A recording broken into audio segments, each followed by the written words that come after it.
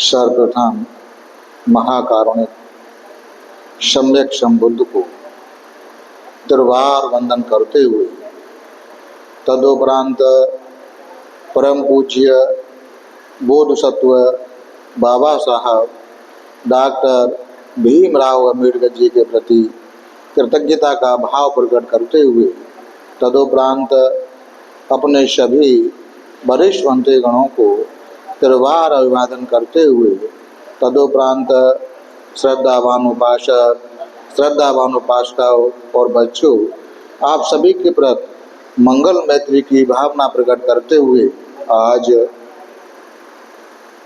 वर्षावास के पावन पुण्य समय में धम्मपद अट्टकथा भाग 2 के अर्थवर्ग के वाचन में 15वें दिन आज एक गाथा है अर्थवर्ग की। वो गाथा इस प्रकार भगवान ने कही है। गामे वा यदि वा रही नन्ने वा यदि वा थले यथ अर्हंतो विहरंती तंग भूमि रा तम भूमि रामणीयक, अर्थात जहाँ अर्हत जन ज्ञानी जन वास करते हैं, फिर वह स्थान गांव हो या वन हो, ऊंचा हो या नीचा हो, वह तो वास्तविक रमणीय हो जाता है जहाँ ज्ञानी जन वास करते हैं। यह जो गाथा है, भगवान ने जो धम्म देशना जेतवन में साधना करते हुए खदिर बनीय रेवत स्थिविर को उद्देश्य करके कही थी। आयुष्मान सारिपुत्र ने 87 करोड़ मूल्य का धन छोड़कर प्रवज्जित होकर चाला, उपचाला, शीशुपचाला इन तीनों बहनों तथा चुंद एवं उपसेन उन 2 भाइयों को भी प्रवज्जित करा दिया। इस प्रकार 6 लोग सारपुत्र ने अपने परिवार से प्रवज्जित करा दिए। केवल रेवत कुमार ही उनके घर में शेष रह गया था। जब उनकी माता ने विचार किया कि मेरा पुत्र उपतिष्ठ इतना धन छोड़कर प्रवज्जित हो गया, साथ ही अपनी तीनों बहनों एवं 2 भाइयों को भी प्रवज्जित कर दिया, अब केवल रेवत शेष बचा है। यदि वह इसको भी प्रवज्जित कर लेगा तो हमारा यह सारा धन कुल वंश परंपरा के समाप्त हो जाने पर नष्ट हो जाएगा। अतः बाल्य अवस्था में ही इसका विवाह करा देना चाहिए। उधर सारिपुत्र ईश्वर ने भी पहले ही भिक्षुओं से कह रखा था कि यदि आयुष्मानो रेवत प्रवज्जा लेना चाहे तो आते ही उसे प्रवज्जित कर लेना। मेरे माता पिता तो मिथ्या दृष्टि वाले हैं, उन्हें पूछने से क्या अंतर आएगा, मैं ही उनका माता पिता हूँ। उधर माता ने जब रेवत 7 वर्ष का ही था, उसे गृह बंधन में जकड़ने की इच्छा से समान जातीय किसी परिवार में किसी कन्या के साथ सगाई कर विवाह का दिन निश्चित कर वह कुमार को अलंकृत कर एवं सजाकर बहुत सारे संख्या में बाराती लोगों को लेकर कन्या के घर पहुंच गई। तब उन लोगों द्वारा दोनों ही पक्षों से मांगलिक कार्य संपन्न करने के बाद दोनों ही तरफ के संबंधी जन जमा होने पर मंगल कलश का स्पर्श करती हुई कुमारी की आयु वृद्धि की कामना करते हुए बोले कि भद्रे मद्रे, तुम अपनी आयु दादी की आयु को देखो, तुम अपनी दादी की आयु को देखो, तुम भी अपनी दादी की तरह दीर्घायु बनो। तब रेवत कुमार ने सोचा कि इसकी दादी की आयु क्या होगी। तब उसने कन्या पक्ष से पूछा कि इनकी दादी कौन सी हैं। तब उन लोगों ने उसको बताया कि तात इस 120 वर्ष वाली आयु वाली वृद्धा को देखो, जिसके दांत टूट चुके हैं, केस सफ़ेद हो चुके हैं, त्वचा में झुर्रियाँ पड़ चुकी हैं, चेहरे पर सर्वस्त्र, सारे चेहरे पर काले काले चिन्ह हो गए हैं, जो घर की छत कड़ी की तरह टेढ़ी मेढ़ी हो गई हैं। यही तो उनकी दादी हैं। क्या एक दिन इस कन्या का भी यही रूप हो जाएगा कि हाँ पुत्र, यदि जीवित रहेगी तो इसका भी यही रूप होना है। रेवत ने विचार किया, क्या ऐसा सुंदर रूप भी बुढ़ापे के कारण इस आकार में बदल जाएगा? यही बात मेरे भाई उपतस ने भी सोची होगी, तभी वह सब कुछ छोड़कर प्रव्रजित हो गया। अतः आज मुझको भी यहाँ से भागकर प्रव्रज्जा ले लेनी चाहिए। इसके बाद संबंधी जन उसको कन्या के साथ एक गाड़ी में बैठाकर घर की तरफ चल दिए। वह मार्ग में कुछ दूर जाकर शौच करने के बहाने से कि यान रोको, उतरकर शौच जाऊंगा, यूँ कहकर गाड़ी से उतरकर एक वृक्षों के झुरमुट में छिपकर शौच करने का नाटक करके पुनः लौट आया। इसी तरह कुछ आगे चलकर उसी बहाने से उतरकर कुछ समय बाद वहीं नाटक कर फिर गाड़ी पर चढ़ गया। तब उसके संबंधी जनों ने सोचा कि अवश्य इसे दस्त लग गए होंगे। यह सोचकर उसकी रक्षा थोड़ी ढीली कर दी। वह पुनः कुछ दूर आगे चलकर उसी बहाने से गाड़ी से उतरकर और आप लोग गाड़ी पर चढ़कर आगे चलें, मैं पीछे से धीरे धीरे आ रहा हूँ, ऐसा कहा। वह कहकर वृक्षों के झुरमुट की तरफ चला गया। तब उसके संबंधी जन यह सोचकर कि पीछे से आ ही जाएगा, अपने गाड़ियों पर चढ़कर घर की तरफ चल दिए। तब रेवत भी वहाँ से भागकर एक प्रदेश में जहाँ 30 बिच्छू रहते थे, उनके पास जाकर उन्हें प्रणाम कर बोला कि भंते, मुझको भी प्रवचित कर लीजिए। बिच्छुओं ने पूछा, तुम तो अभी अलंकारों से सजे हुए हो, आभूषणों से सजे हुए हो, हम नहीं जानते कि तुम किसी राजा के पुत्र हो या किसी अमात्य के। कैसे तुम्हें ऐसी दशा में हम प्रवज्जित करें? तो वो कहता है, भंते, आप लोग मुझे नहीं जानते कि हाँ, हम तुम्हें नहीं जानते आयुष्मान। तब वो कहता है कि मैं उपतिश का सबसे छोटा भाई हूँ। अरे, यह उपतिश कौन है कि भंते, आप आर्यजन मेरे भाई को सारपुत्र नाम से संबोधित करते हैं। अतः मेरे उपतिश कहने पर उन्हें नहीं समझ पा रहे हैं। अरे, क्या तुम सारपुत्र स्थिविर के सबसे छोटे भाई हो? कि हाँ भंते, तो आओ, तुम्हारे भाई ने तो तुम्हारे लिए पहले ही अनुमति दे रखी है। यह कहकर बिच्छुओं ने उसके आभूषण उतरवाकर उन्हें एक तरफ रखवा दिए और उसको प्रवज्जा देकर स्थिविर को सूचना भिजवा दी।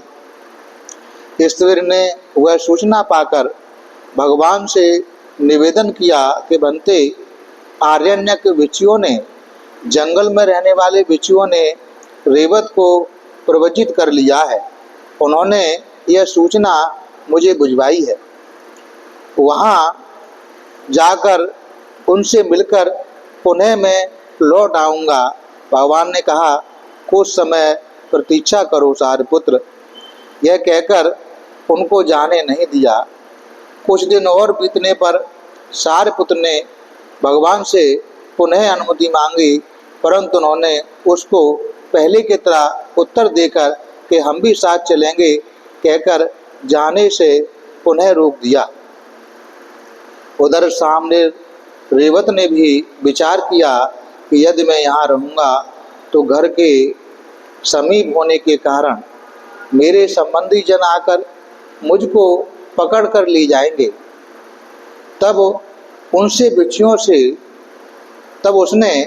बिच्छुओं से अरहत साधना का कर्म स्थान पूछकर पात्र चीवल लेकर चारका करते हुए वहाँ से 30 योजन दूर खदिर वन में जाकर वर्षा काल में 3 मास की अवधि में ही प्रति संविदाओं के साथ अरहत पद प्राप्त कर लिया। ईश्वर ने भी विवारणा काल के बाद भगवान को पुनः रेवत के पास जाने का आदेश मांगा, अनुमति मांगी।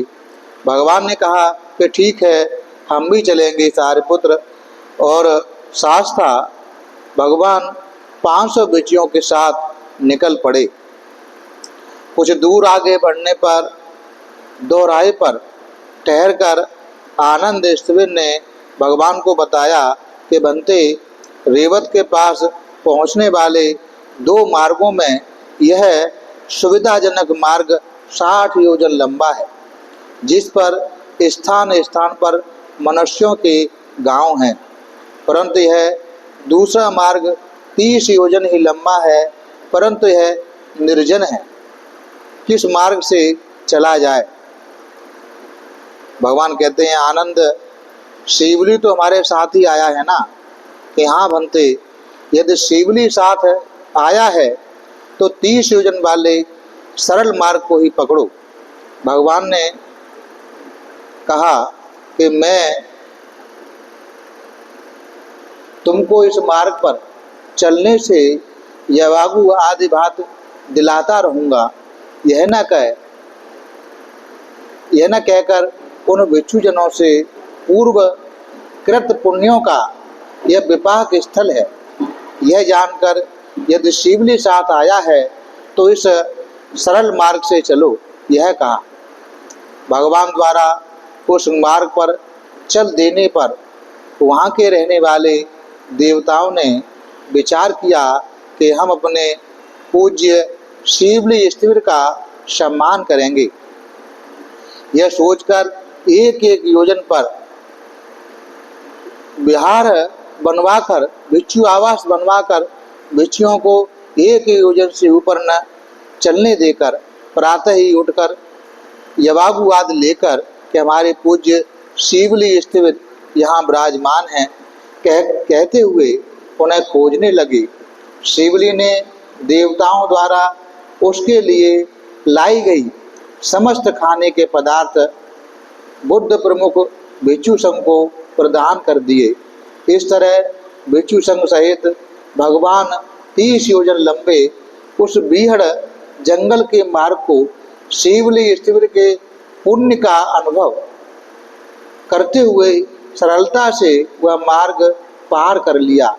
उधर रेवत स्थिर ने भगवान का आगमन सुनकर भगवान के लिए स्वतंत्र गंधकुटी बनवाकर तथा भिक्षुओं के लिए 500 कूटागार एवं 500 चक्रमण स्थल, 500 रात्रि साधना स्थल तथा 500 दिवस साधना स्थल बनवाए। भगवान रेवत के यहाँ आकर 1 माह पर्यंत रहे। उतने समय के वास में शिवली स्थिर के ही पुण्य का लाभ सबको मिलता रहा। उस खदिर वन में भगवान के प्रवास काल में 2 वृद्ध भिक्षु यह सोचने लगे कि भिक्षु कितना विशाल आवास निर्माण कराता हुआ क्या श्रवण धर्म पूर्ण कर पाता होगा। इधर भगवान भी सारिपुत्र का छोटा भाई है। यह मुंह देखी बात पूरी करने के लिए ऐसे आवास निर्मापक बिच्छू के पास चले आए। भगवान ने उस दिन प्रातःकाल लोक का अवलोकन करते हुए उन बिच्छुओं को वैसा चिंतन करते हुए जान लिया। अतः वहाँ 1 मास तक रहकर वहाँ से चलने के लिए भगवान ने ऐसा चमत्कार किया कि दोनों वृद्ध बिच्छू अपने अपने तेल की शीशी एवं जल के लिए तुम्बा वहीं भूल गए। उन बिच्छुओं को मार्ग में जब याद आया कि वे अपनी अमुक वस्तु भूल आए हैं, तब वे दोनों वहाँ पुनः लौटे तो उस भवन को जहाँ वे 1 मास ठहरे थे उसे न पाकर खैर के कांटों में बिनते हुए इधर से उधर घूमकर देखा कि एक खदिर वृक्ष पर उनके तेल की शीशी तथा जल का तुम्बा लटके हुए थे।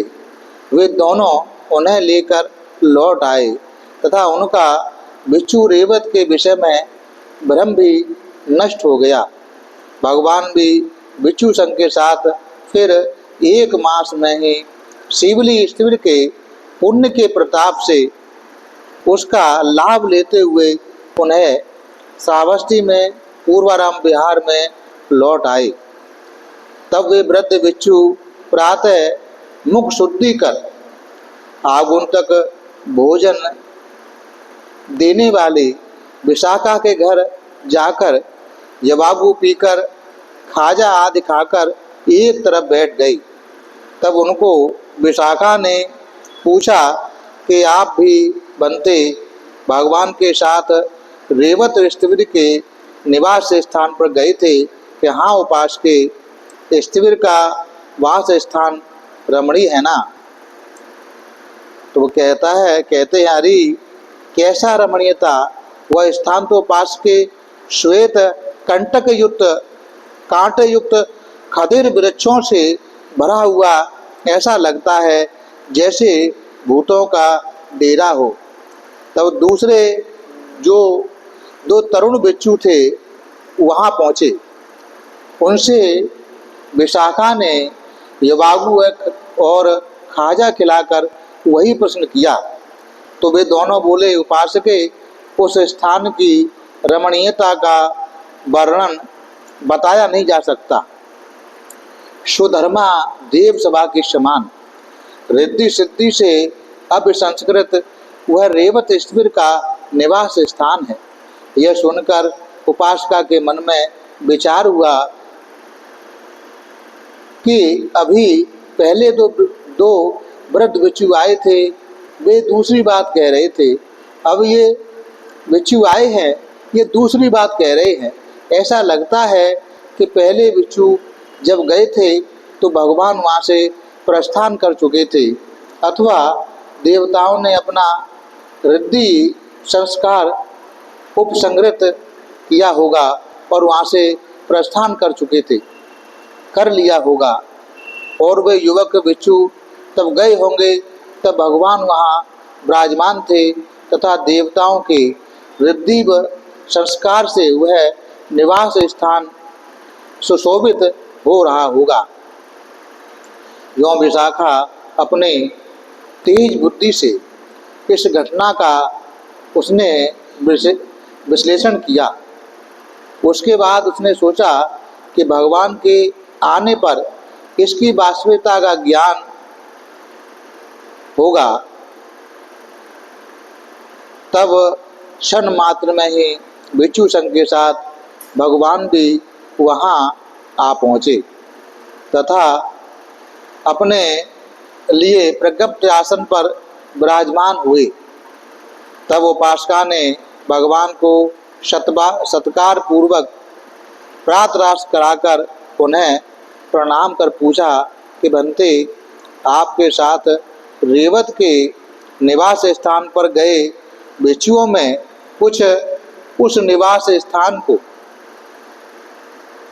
देव सभा के समान रमणीय बता रहे थे और कुछ उस निवास स्थान को खदिर वृक्षों के कांटे वाला घना जंगल बता रहे थे।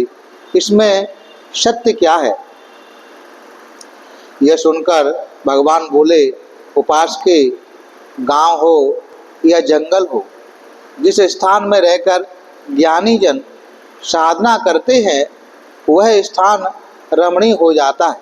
यह कहकर इस प्रकरण से मेल बैठाकर धर्म उपदेश करते हुए भगवान ने यह गाथा कही, गामे बा यदि वारइये नन्ने बा यदि आ भूले यथ अर्हंतो विहरन्ति तम भूमि राम रमणीयक।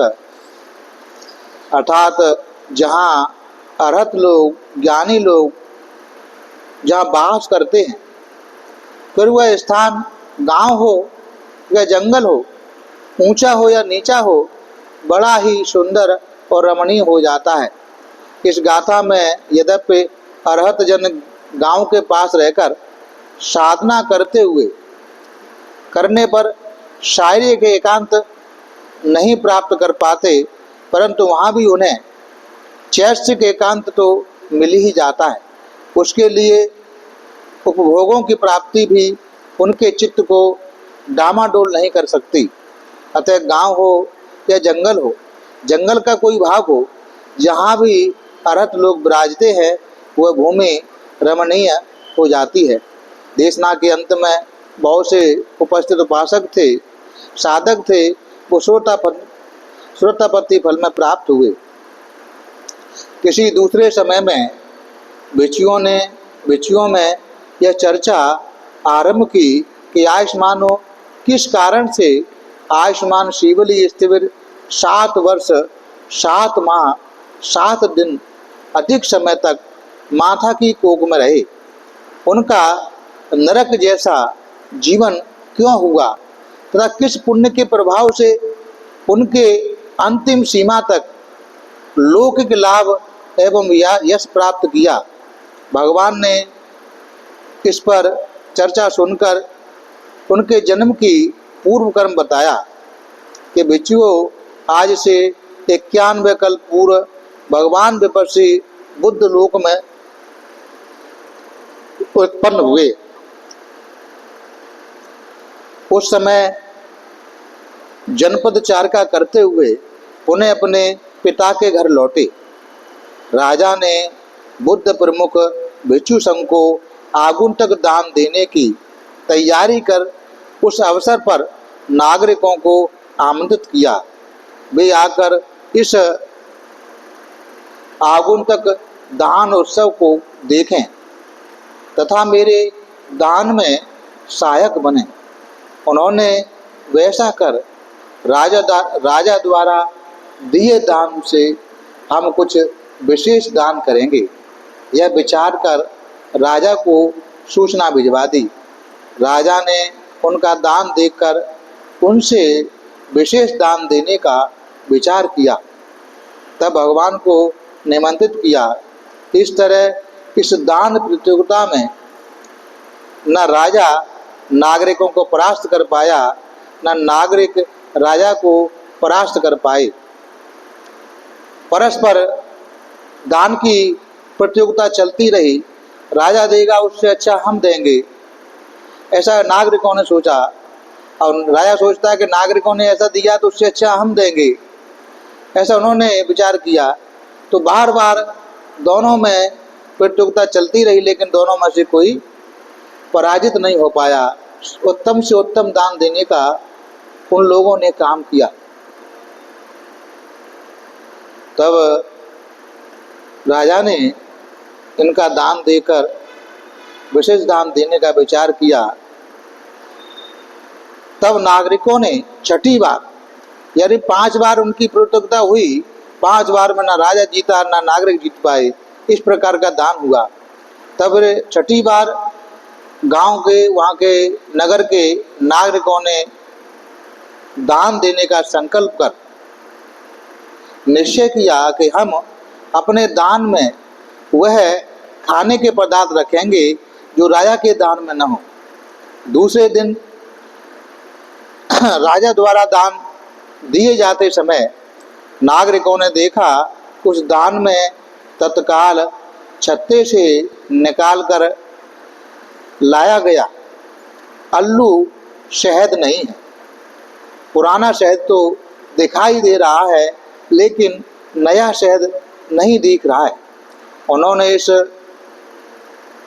नए शहद को खरीदने के लिए नगर के चारों द्वारों पर 4-4 हजार कासापन देकर खरीदने वाले बैठा दिए। तब एक गांववासी गांव के मुखिया से मिलने जा रहा था। उसने मार्ग में शहद का छत्ता देखकर मक्खियों को उनसे भगाकर वृक्ष की शाखा को तोड़कर शाखा के साथ ही उस शहद के छत्ते को लेकर बोला कि मुखिया को दूंगा। यह निश्चय कर नगर में प्रवेश किया।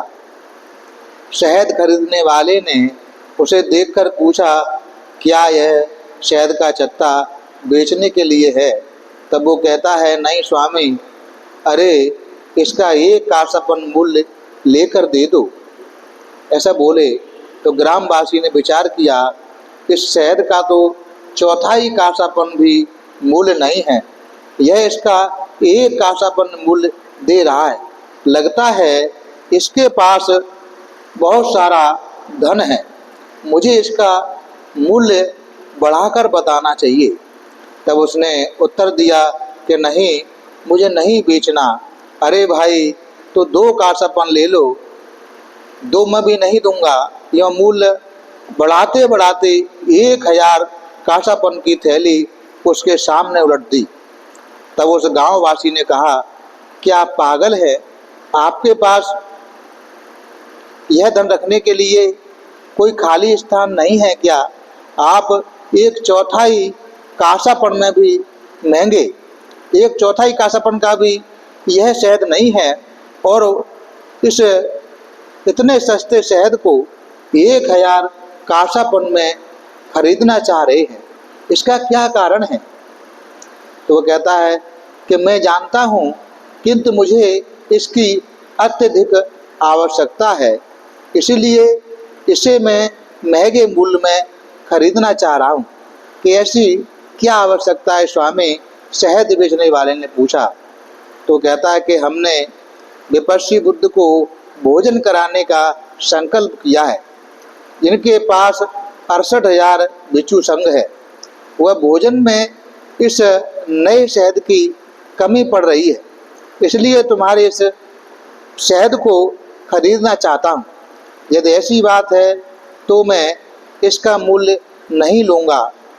यदि हाँ, उस दान में मेरा भी भाग रखे तो मैं दे सकता हूँ। उस खरीदार ने जाकर अपने जो सहयोगी थे उनसे विचार विमर्श किया। तब दानदाताओं ने निश्चय किया कि ठीक है, उन्हें भी इसमें इनके दान में उनको सहभागी कर लिया जाए। तब उस दानी नागरिकों ने बुद्ध प्रमुख भिक्षु संघ को सम्मान पूर्वक बैठाकर यवागु एवं खाजा देकर वहाँ एक विशाल सोने का पात्र मंगवाया। उसमें छत्ते का समस्त जो शहद था निचोड़ दिया। फिर उसी दानदाता ने भिक्षु संघ को भेंट चढ़ाने के लिए लाई हुई दही का पात्र में से सारा दही उस सोने के पात्र में उलटकर दोनों को मिलाकर विपश्ची बुद्ध सहित समस्त भिक्षु संघ को वह शहद परोसा। सबको भरपूर देने के बाद भी उसमें बहुत सा बच गया। तब उन उपस्थित लोगों को आश्चर्य हुआ कि इतना कम शहद भी इतने विशाल भिक्षु संघ के सामने अधिक कैसे हो गया। परंतु उनको ऐसा आश्चर्य नहीं करना चाहिए था, क्योंकि यह सब बुद्ध का अनुभव था। ऐसे बुद्ध विषयक भी साधारण जन के लिए अचिंतनीय हुआ करते हैं। शास्त्र में 4 बातें अचिंतनीय कही गई हैं। उन पर कोई विचार करता है तो वह पागल ही कहलाएगा। वह दानदाता पुरुष इतना उत्तम कोटि का कर्म करके कभी आयु संस्कार के समाप्त होने के बाद देवलोक में उत्पन्न होकर इतने समय तक संसरण करते हुए समय आने पर देवलोक से होकर वाराणसी के राज परिवार में उत्पन्न होकर पिता के देहावसान के बाद उस राजगद्दी पर जाकर बैठा राजा हुआ। उसने निश्चय किया कि अमुक नगर को अपने अधीन करूंगा। ऐसा उसने निश्चय किया कि एक नगर था, उसे अपने अधीन करूंगा। उसने वहां जाकर नगर को घेर कर वहां के अधिकारियों से कहा, या तो इस नगर को मेरे अधीन कर दो या फिर युद्ध करो। तो वहां के अधिकारियों ने उत्तर दिया, ना हम राज्य देंगे ना ही युद्ध करेंगे। अधिकारियों के इस उत्तर के बाद वहाँ के नागरिक अपने दैनिक आवश्यकताओं जैसे जंगल से लकड़ी लाना आदि की पूर्ति नगर के गुप्त द्वारों से निकलकर पूर्ण कर लेते थे। इस तरह नगर का साधारण कार्य पहले की तरह चलता रहा। राजा भी इस नगर के चारों मुख्य द्वारों को रोककर 7 वर्ष 7 मास तक उस नगर को घेरे रहा। तब उसकी माता ने पूछा कि मेरा पुत्र उस नगर को जीतने के लिए क्या उपाय कर रहा है। माता ने उसकी सारी गतिविधियां जानकर कहा कि मेरा पुत्र तो मूर्ख है, जाओ उससे जाकर कहो कि वह उस नगर के उन गुप्त द्वारों को भी रोक दे। उसने माता की बात मानते हुए वैसा ही किया। तब उस नगर के वासी नागरिकों ने नगर से बाहर न निकल पाने के कारण 7वें दिन अपने राजा का वध कर वह नगर उसको सौंप दिया। वह राजा ऐसा निंदनीय कर्म कर आयु समाप्त होने पर अभीची नरक में पैदा हुआ। वहाँ जाकर असहनीय दुख भोगता हुआ। तब तक पृथ्वी समुद्र से योजन भर ऊपर उठकर उतने काल तक दुर्गति में रहकर नगर के 4 गुप्त द्वारों को रोकने के कारण वहाँ से च्युत होकर माता की कोख में प्रसंधि ग्रहण की। 7 मास 7 वर्ष 7 माह 7 वर्ण तक इसी कोख में रहकर तथा 7 दिन तक माता की योनि में टेढ़ा होकर पड़ा रहा।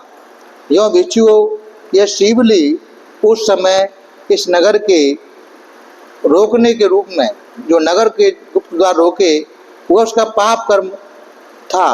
उस पाप कर्म के कारण इतने काल तक उस दुर्गति में भोगता रहा। 4 छोटे गुप्त द्वारों के अवरोध के कारण माता की कोख से च्युत होकर माता की योनि में ही अटका रहा तथा नया शहद के विशेष दान देने के कारण वह इस जन्म में इतने अधिक लाभ और यश का उपभोगी बना। फिर एक दिन भिक्षुओं में सामनीर के दान की चर्चा चल पड़ी। उसमें कुछ भिक्षुओं ने कहा, अरे देखो न, सामनीर का यह दान और यह पुण्य, जिसके प्रभाव से उसने अकेले ही 500 भिक्षुओं के आवास हेतु 500 कूटागार बनवा दिए। भगवान ने इस चर्चा में भाग लेते हुए तथा भिक्षुओं के विषय में आश्चर्य का निराकरण करते हुए कहा कि भिक्षुओं, मेरे किसी भी शिष्य को साधना सिद्धि प्राप्ति के बाद न पुण्य होता है न पाप, इसके दोनों ही प्रहीण हो चुके हैं।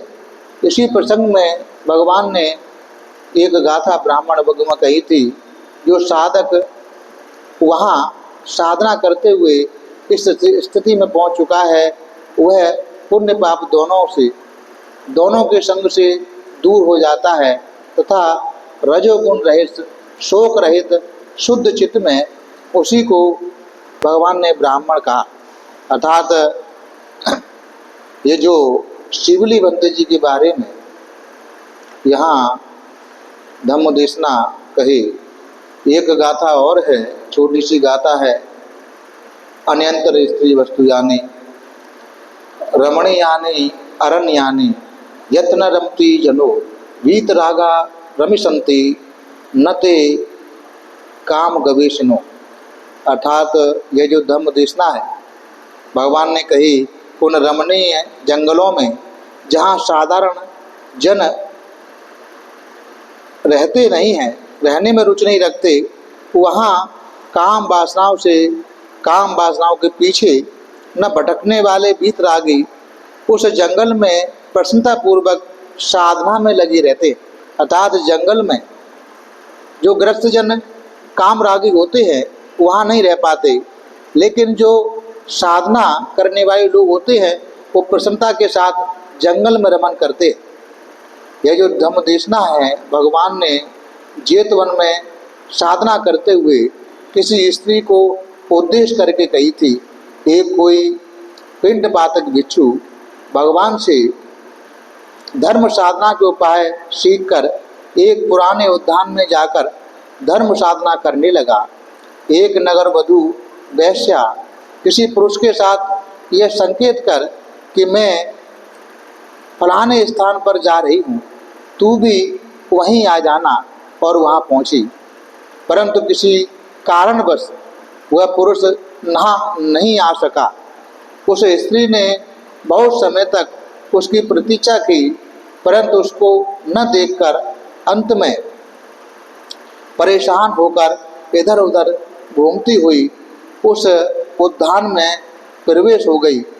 स्त्री को साधना हेतु पद्मासन लगाए बैठा देखकर आसपास दूसरे किसी को न देखकर सोचने लगी कि यह भी तो पुरुष है, यह भी तो इंसान है, चलूं इसी को प्रसन्न कर अपनी तृष्णा शांत करूंगी, अपनी वासना शांत करूंगी। यह सोचकर उसके सामने कुछ दूर खड़ी होकर कभी अपने बंदी साड़ी को खोल देती थी, कभी खुली साड़ी को पुनः बांधने लगती, कभी केशों को खोलकर बांधती थी, कभी ताली बजाकर हंसने लगती। यह सब देखकर स्त्री को भी काम उद्वेग हुआ, उसका सारा शरीर रोमांचित हो उठा। उसने यह क्या है जो विचार किया। उधर भगवान ने चिंतन किया कि मुझसे धर्म साधना का उपाय पूछकर गए भिक्षु की अब क्या स्थिति है। तब उन्होंने बोधिचित्त द्वारा जाना तो उन्होंने उस स्त्री के अनाचार कर्म तथा स्त्री में उद्भूत संवेग उत्पाद को जानकर गंधकुटी में बैठे बैठे ही स्त्री को उपदेश किया कि भिक्षु काम वासना में अरुचि के स्थान पर होते हैं। जो काम वासना वाले लोग होते हैं वो अरुचि स्थान है, वही साधना करने वालों के लिए स्थान रमणीय होते हैं। यह कहकर उनके सम्मुख उपस्थित होकर भगवान ने यह धर्म उपदेश करते हुए यह गाथा कही, रमणीयानि अरण्यानि यत् न रमति जनो वीतरागा रमिशन्ति न ते काम गवेशनो। अर्थात उन रमणीय जंगलों में जहाँ साधारण जन रमण नहीं करते, रहते नहीं हैं, वहाँ काम वासनाओं के पीछे न भटकने वाले लोग, वीतरागी लोग उस जंगल में प्रसन्नतापूर्वक साधना करने में लगे रहते। इस गाथा को सुनकर वह जो भिक्षु था जिसके अंदर काम वासना जागी थी, वह उसको बोध हुआ और अपने को संभाला, और भगवान की देशना के अंत में वह ईश्वर बैठे बैठे ही वह प्रत संविदा के साथ अरहत पद को प्राप्त होकर आकाश मार्ग से चला गया भगवान बुद्ध के पास। तो इस प्रकार ये जो अरहत वग्ग है आज समाप्त होता है। कल सहस वग्ग की देशना होंगी और अरहत वग्ग में अभी जो शिवली बंते जी के बारे में इससे पहले कहानी बताया शिवली बनते श्रीलंका में बहुत उनकी सम्मान है, क्योंकि जहाँ आज भी ऐसी मान्यता है कि अपने घरों में भगवान बुद्ध के बाद शिवली बनते की मान्यता देते हैं कि जहाँ शिवली बनते की तस्वीर होती है वह घर धन धान से बना रहता है। एक शहद की छत्ती को दान करके उसने इतना पुण्यलाभी बना। और एक राज्य पर राज करने के लिए, कब्जा करने के लिए उसने गुप्त द्वारों को रोक दिया 7 दिन तक। उसके कर्मफल के विपाक से वह 7 वर्ष तक, 7 महीने तक, 7 दिन तक माता के गर्भ में पड़ा रहा।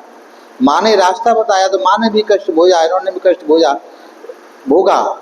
इस प्रकार आदमी का जो कर्म है, पुण्य कर्म हो या अकुशल कर्म हो, दोनों ही फल देने वाले होते हैं। इसलिए अकुशल कर्मों से बचने का प्रयास करना चाहिए। वर्षा काल में अधिक से अधिक पुण्य कर्म, कुशल कर्म करने का प्रयास करना चाहिए, अपनी पुण्य वृद्धि के लिए, अपने भले के लिए, अपने परिवार के भले के लिए, समाज की भलाई में योगदान देने के लिए। आज आप सभी लोगों ने वर्षावास के पावन पुण्य समय में बुद्ध विहार में आकर वंदना ली, शील ग्रहण किए, धम्म श्रवण किया। इस प्रकार बहुत सारे पुण्य आप लोगों ने संचय किए। ये सभी पुण्य आप लोगों के जीवन में सहायक हों। ये सभी पुण्य के बल से आप लोगों के जीवन से सारे प्रकार की आपत्ति विपत्ति, सारे प्रकार की विघ्न बाधा दूर हो, धन संपत्ति की वृद्धि हो, ऐसी कामना करते हैं। और ये जो हम लोगों ने सारे पुण्य अर्जित किए हैं, ये सभी पुण्य हम संसार के सारे प्राणियों को अनुमोदन करते हैं। इस पुण्य के प्रभाव से संसार के सारे प्राणी दुख मुक्त, भय मुक्त, रोग मुक्त हो जाएं। संसार के सारे प्राणी कर्म बल के प्रभाव से मुक्ति पाकर निर्वाण गति को प्राप्त हो। उन संसार के सारे प्राणियों को 4 आर्य सत्यों का साक्षात्कार हो, ऐसी कामना करते हैं। और उसके साथ में जो गृह त्यागी लोगों को, भिक्षु संघ को 4 प्रत्ययों से सेवा करते, भोजन दान देते हैं, वस्त्र दान देते हैं, आवश्यक सामग्री दान देते हैं, निवास दान देते हैं। इस प्रकार बहुत सारा पुण्य संचय करते हैं। ये सभी पुण्य उनके जीवन में सहायक हों। इन सभी पुण्य के प्रताप से वो सभी श्रद्धावान लोग दुख मुक्त, भय मुक्त और रोग मुक्त हों। उन सभी प्राणियों को, सभी श्रद्धावान लोगों को 4 आर्य सत्यों का साक्षात्कार हो और कर्म फल के प्रभाव से मुक्त होकर निर्वाण गति को प्राप्त हो, ऐसी कामना करते हैं। सबका भला हो, सबका मंगल हो, सबका कल्याण हो।